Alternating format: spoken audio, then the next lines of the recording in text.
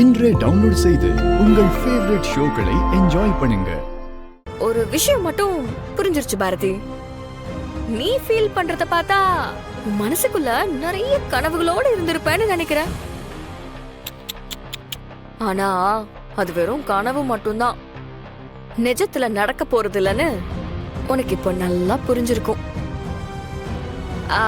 உன் பசங்கள அப்பான்னு கூப்பிடக்கூடாதுன்னு ஆதி வாயாலேயே சொல்ல வச்சேன் பாத்தியா? அத நீ எதிர்பார்த்திருக்க மாட்டல. ஆனா நான் எதிர்பார்த்தேன் பாரதி. என்ன பார்க்கவே உனக்கு பிடிக்கல. எனக்கும் தான் சுத்தமா பிடிக்கல. உன்னை பார்த்தாலே அப்படியே தட்டுக்கிட்டு வருது. ஆனா அது எல்லாம் தெரிஞ்சும் கூட என் முன்னாடியே இருக்கணும்னு ஆசைப்படுற பத்தியா?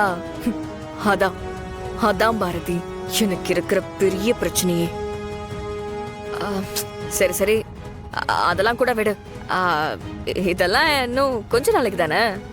அதுக்கப்புறம் உனக்கு இதுல இருந்து ஃபுல் விடுதலை தான். புரியலையா?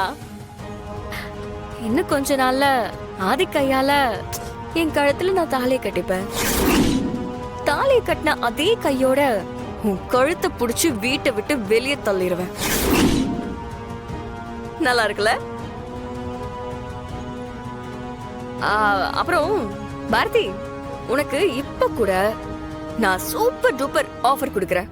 எனக்கும் ஆதிக்கும் நடக்க போற கல்யாணத்தை பார்த்து நீ கஷ்டப்பட்டு வேதனைப்பட்டு துக்கப்பட்டு நொந்து போறதுக்கு பதிலா, சாரி, அது மட்டும் இல்லாம உனக்கு கழுத்தை பிடிச்சு வெளியே தள்ளி அசிங்கப்படுத்துறதுக்கு முன்னாடி நீயே உன் குழந்தை குட்டியெல்லாம் கூட்டிட்டு இந்த போட்டி படிக்கலாம் பேக் பண்ணிட்டு நைட்டோட நைட்டா இந்த வீட்டை விட்டுட்டு, இல்ல இல்ல இல்ல, இந்த ஊரை விட்டே எங்கேயாவது கண்காணாத இடத்துக்கு போயிரு. அதான் உனக்கு நல்லது. அதை விட்டுட்டு என்ன ஆனாலும் நான் இங்கதான் இருப்பேன், என் பசங்க ஆதித்யாவும் தமிழும் ஆதி மேல உயிரா இருக்காங்க, அதனால என்னால ஆதியை விட்டுட்டு போக முடியாது, இந்த மாதிரி எல்லாம் சொல்லிக்கிட்டு டிராமா சீன் ஏதாவது பண்ணிக்கிட்டு இருந்தேன்னு வச்சுக்கோ, உன் வாழ்க்கை சீரழிஞ்சு போயிடும். புரிஞ்சுதா? புரியலனா புரிஞ்சுக்கோ. நீ ஆதியோட வாழ்க்கையில இருந்து விலகி போயிட்டனா நல்லது. இல்ல, நடக்க போற எதுக்கும் நான் பொறுப்பு இல்லப்பா. நல்லா யோசிச்சு உன் குடும்பத்துக்கு எது நல்லதோ நல்ல முடிவா எடு. பாய் பாரதி.